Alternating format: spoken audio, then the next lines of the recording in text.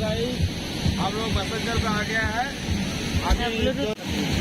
Hi guys welcome back to the channel. আজকে হচ্ছে day 3 আর আজকে আমরা এসেছি মেসেঞ্জারে।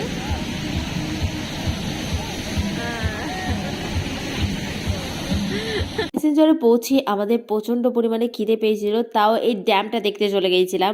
মানে বুঝতে পারছো আমাদের মানে কীরকম, আগে ঘুরবো তারপরে খাবো যতই খিদে পাক। তো আমরা এখানে ড্যামটা দেখতে চলে গেছিলাম আর এত স্পিডলি জলগুলো পড়ছিল না, মনে হচ্ছিল যেন আমরা ওখানে বসলে আমাদেরকে হাত পা ভেঙেই দেবে আমাদের। তো এরপর আমরা নিয়ে বসে পড়েছিলাম মুড়ি, তারপর ওখানে কী সব বিক্রি হচ্ছিলো স্ন্যাক্স টাইপের, তো ওগুলো নিয়ে বসে পড়েছিলাম। আর এখানে আমরা এখন যাচ্ছি হচ্ছে ঘুরতে, কারণ আমরা মেসেঞ্জার অনেকবার তাও গেছি, বাট আমাদের সাথে যে মামিরা গিয়েছিলো ওরা হচ্ছে মেসেঞ্জার ঘোরেনি, কোনো দিনই যায়নি। তো ওদেরকেই মেনলি আমরা দেখাতে যাচ্ছিলাম, আমরা নয়তো এই দিকগুলো সব ঘুরেছি। ওদেরকে বলছিলাম চ আগে ড্যামটা দিয়ে যাই। তো আমি এখানে ভিডিও শ্যুট করছিলাম, ঠিক আছে, তাই একটা মুখে বলছিলাম। আর এখানে আমি ভয়েস ওভার দিচ্ছি, কারণ এই ভিডিওটা মানে আমার এই চ্যানেলের জন্য না, যেটা আমি গেটগুলো দেখাচ্ছি বা কথা বলছি ওইটা। তো এখানে এত জোরে হাওয়া দিচ্ছিল, মনে হচ্ছিল না এটা শীতকাল, মনে হচ্ছে এটা প্রপার গ্রীষ্মকাল।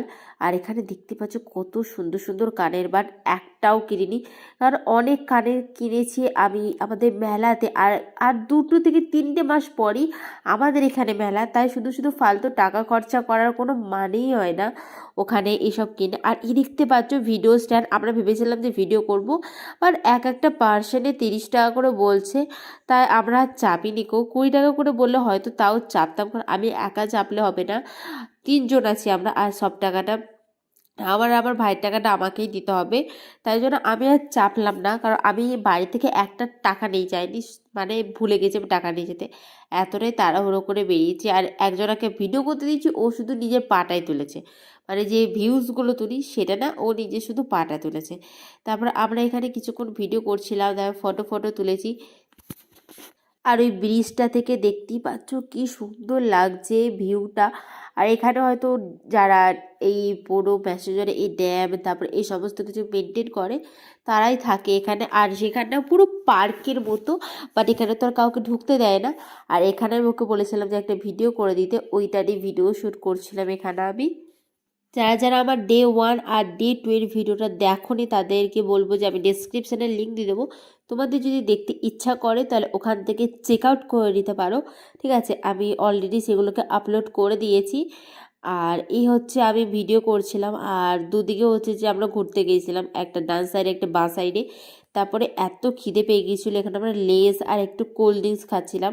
তারপর নেমে গিয়েছিলাম আমরা হচ্ছে পাহাড়ে, মানে ড্যামটা যেখানে থাকে সেখানটায় নেমে গিয়েছিলাম। ওখানে অনেক পাথর আছে, ওখানে আমরা ভিডিও শ্যুট করছিলাম, ফটো তুলছিলাম, ঠিক আছে। আর এইটা হচ্ছে রাস্তাটা, তোমরা দেখতেই পাচ্ছ। ওখান থেকে মানে আমরা ওঠার সময় এত বিচ্ছিরি কষ্ট হয়েছে তোমাদেরকে কি বলবো, নামার সময় তো কোনো কষ্ট নেই, এটা তো প্রপার পাহাড় না, তো তোমার নামার সময় সেরকম কিছুই আমাদের বডিতে ফোর্স দিতে হচ্ছে না, অটোমেটিকলি নেমে যাচ্ছে মনে হচ্ছে না গড়ানের মতো করে। তো নামার সময় সেরকমভাবে কষ্ট হয়নি। আর এই বাসের এরা বেড়া করে দিয়েছে, এই জন্য এরা 5 টাকা করে নিচ্ছে, বাট এটাদের প্রাপ্য, কারণ এদের এই টাইমটাতে ইনকামের সময়, তারপর আর এরা ইনকাম করতে পারে না সেরকমভাবে।